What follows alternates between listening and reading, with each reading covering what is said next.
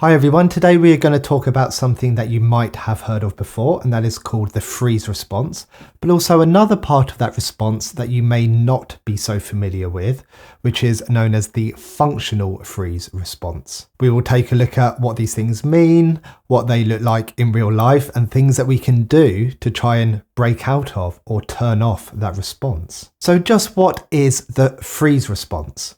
Well, it's a survival mechanism. It's your brain's way of protecting you when it thinks you are in danger. Back in the day, if you couldn't fight or run from a predator, then you could try freezing in place.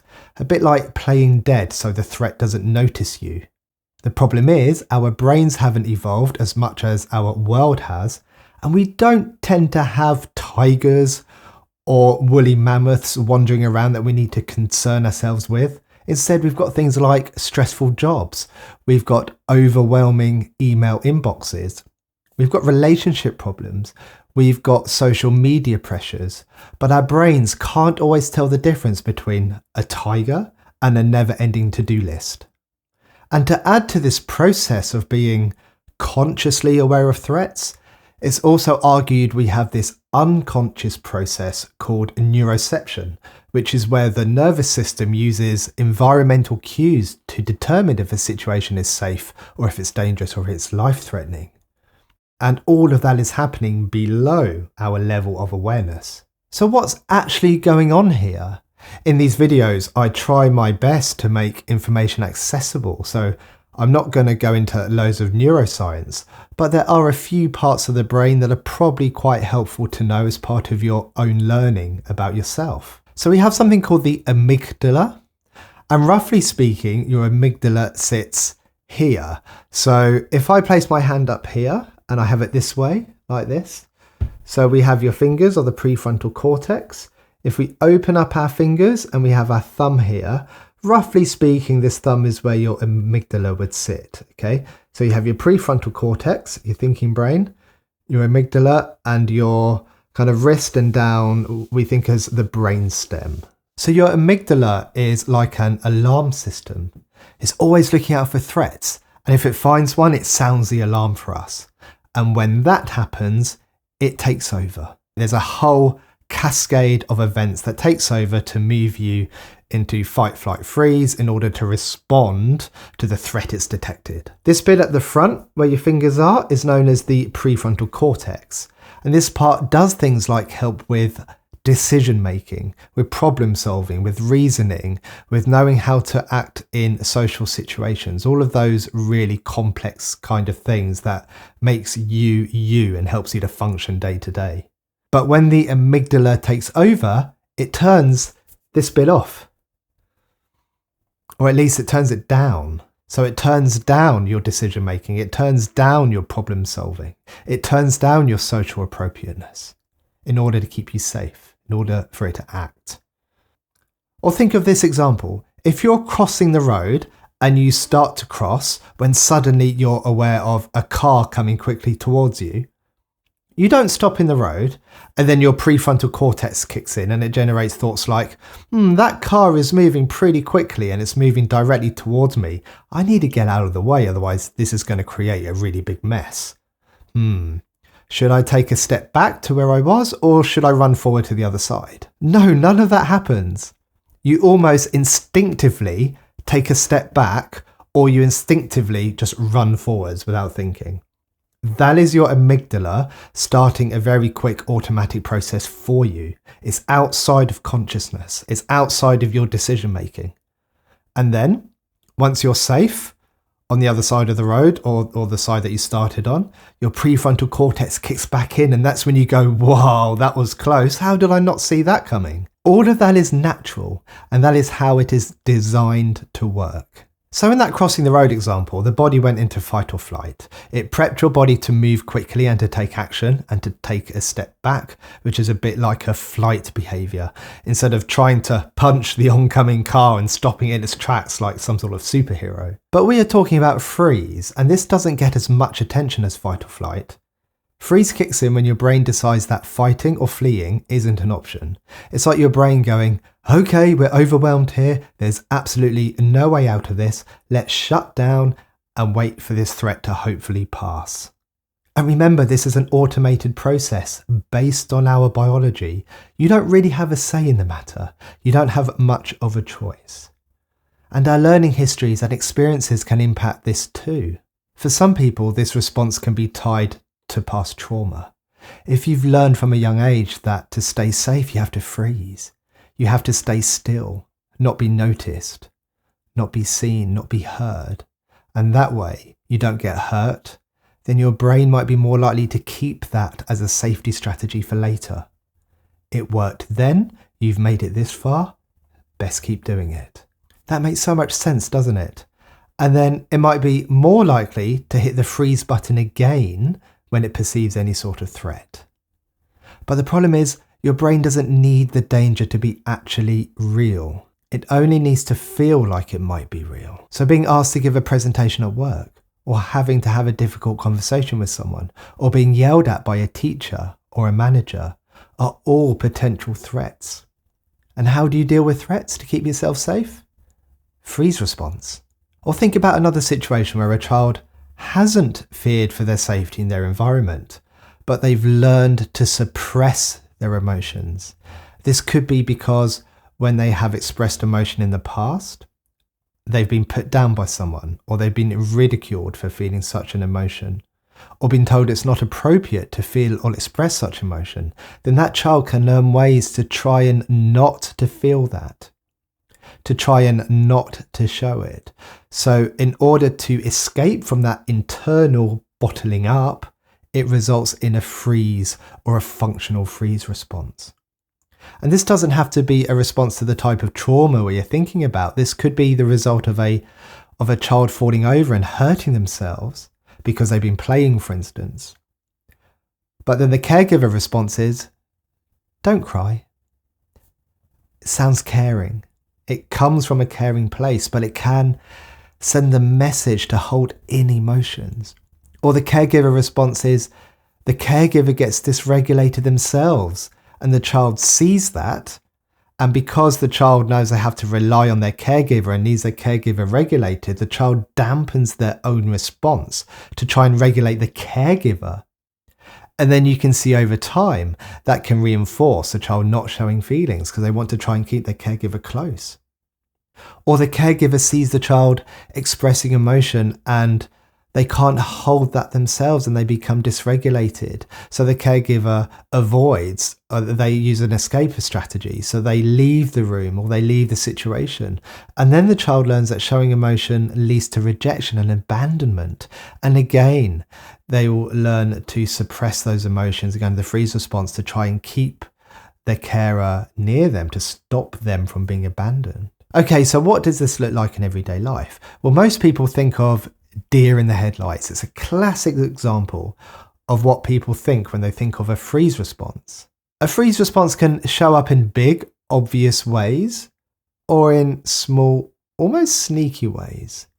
You might feel like you literally cannot move, like your body is literally frozen. That's the deer in the headlights type perspective. You might feel mentally detached or dissociated, like you're not really there in the moment. Your muscles might feel stiff or have a sense of heaviness, like something is weighing you down. You might find that you hold your breath, or that you're trying to shrink into yourself to make yourself smaller and harder to spot.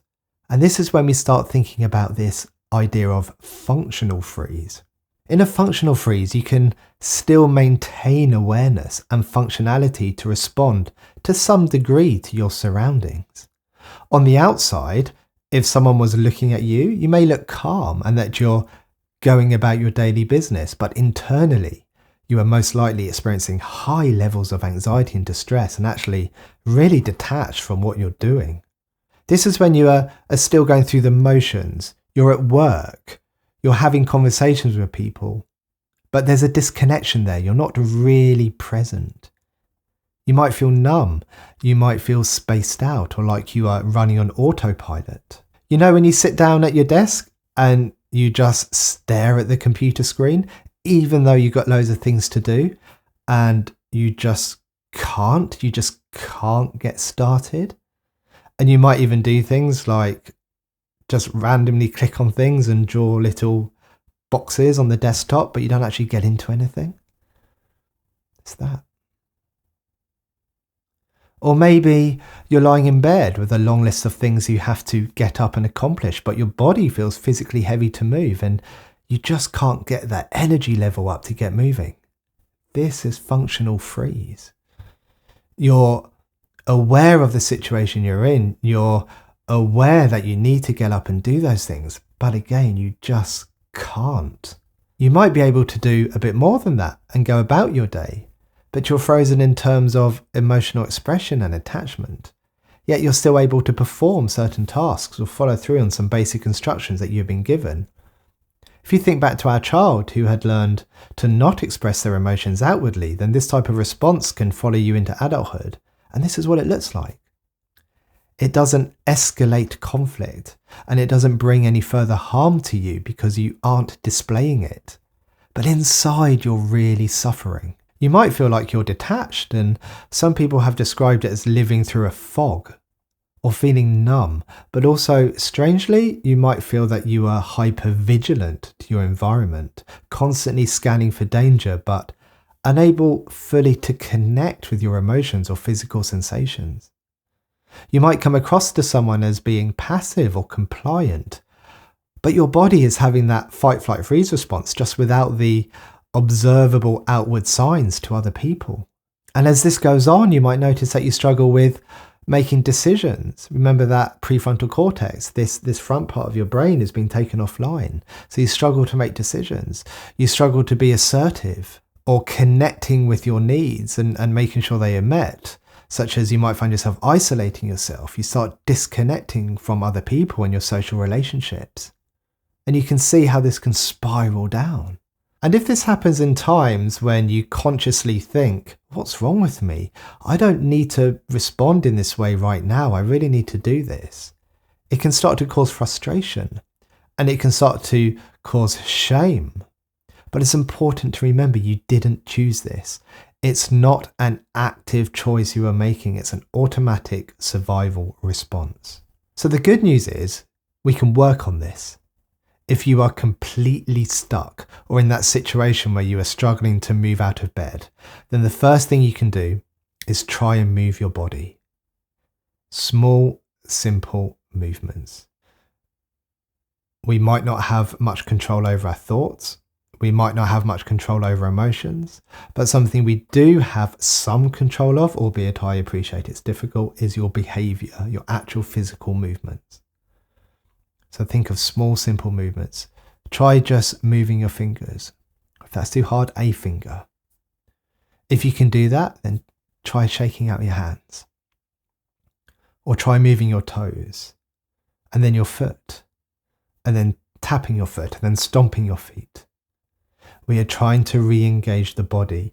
We are trying to purposely get it to move to indicate to our brain that we are safe and we can come out of the freeze response. Remember, work using the nervous system, which is what we're trying to do, is all about getting a sense of safety. And what I've just said might sound ridiculous. What? I'm just going to move my fingers and stomp my feet. How's that going to help? What about my never-ending to-do list? That's still going to be there.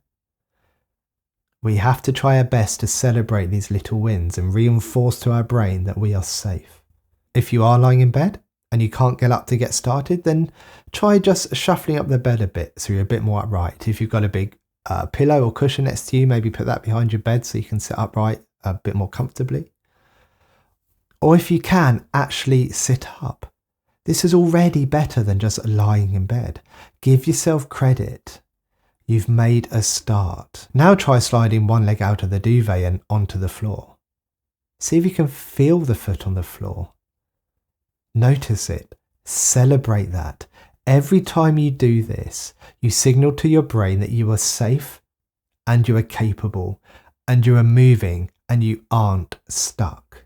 And those messages stack on top of each other until you're up. And remember, everything is about trying to get a sense of safety. And that includes environmental safety. It's going to be incredibly difficult to get out of this if you're actually still unsafe. If you are still in an abusive relationship, if you are experiencing war, if you're living on the street and you're homeless, then you need to try and find some sort of support. I know there's a massive elephant in the room here, and that's if you're experiencing functional freeze, then the consequence of that is that it's incredibly hard to reach out because you feel so detached from everything. Maybe there's one person you can turn to, one person you can visit, a friend, a support worker, a support service, a pastor, a church, a community centre. Try and find some way to access some environmental safety, even if it's just for a small part of the day. That also starts to activate the social engagement system and connecting with others, and that can start to restore some safety within the nervous system. Then we have some internal safety. We can try things that can start to instill some internal safety. Grounding can be helpful. I have a selection of a few grounding exercises on my channel. These can help bring you back to the present moment, which can stop your brain from spiraling further into the freeze response. You can do a simple feeling your feet on the ground exercise, or a breath exercise, or the 5 senses exercise. Some people find the calm place exercise really helpful, where you try and picture a place where you feel calm and therefore safe. And it doesn't have to be a real place. It can be completely made up. It can be from a film. It can be from a book. It can be completely from your imagination. And then that starts to relax the body. And as it relaxes, as it feels calm and safe, it starts to come out of the freeze response. Quite often people think that the freeze response happens straight after something sudden happens. Like you hear a loud noise, you go into freeze. You hear someone shouting at you and you go into freeze. But sometimes it can be lots of relatively smaller stressors building up on each other over time that can lead to functional freeze. It can really creep up on you. Like each stressor is a brick placed on your back, and eventually you end up with so many bricks on your back you just can't move. So if you can, and I appreciate this is potentially a lot further down the line in terms of a treatment plan, but trying to build in some de-stressors into your life, or remove some stresses if you can. So start thinking about things like exercise and going for a walk, or doing some mobility or stretching or yoga, or maybe dancing. Things that include some kind of movement. Think about trying to widen those social connections and building a support system around yourself. And again, I know this is easier said than done. It feels like we've covered a lot in this video. To sum it all up, the freeze response is your brain's way of trying to protect you when it senses danger. Whether that's from trauma or traumatic experiences, or just the overwhelming stress of daily life, the freeze response can show up in different ways, like feeling physically frozen, or it can show up in subtle ways, like the functional freeze, where you're going through the motions but feeling really disconnected from everything. But you can start to break out of it. Small movements, shaking your hands, exercises like grounding, and remember to celebrate little victories like getting moving, no matter how small that is, can really help to signal to your brain that you're safe. And over time, these small actions build up and help you regain control. And remember, safety is key. That's what it's all about. If you're in a situation that is actually unsafe, not perceived as unsafe, but is unsafe, like an abusive environment, finding some support is essential. And if you're dealing with chronic stress, try to reduce those stresses and build in moments of movement or connection in your life. It's not an overnight fix, I get that. But every small step you take really does help to hopefully build you a more meaningful life. Thank you for watching today. I hope this video has been useful to understand the freeze and functional freeze response a bit better, and hopefully given you some ideas of things to think about to help improve things from you. If you don't mind, if you know anyone who might benefit from this video, then please feel free to share that with them. And don't forget to check out some of the other videos I have on my channel where there's exercises for grounding and building a sense of safety. So take care. See you in the next one. Goodbye.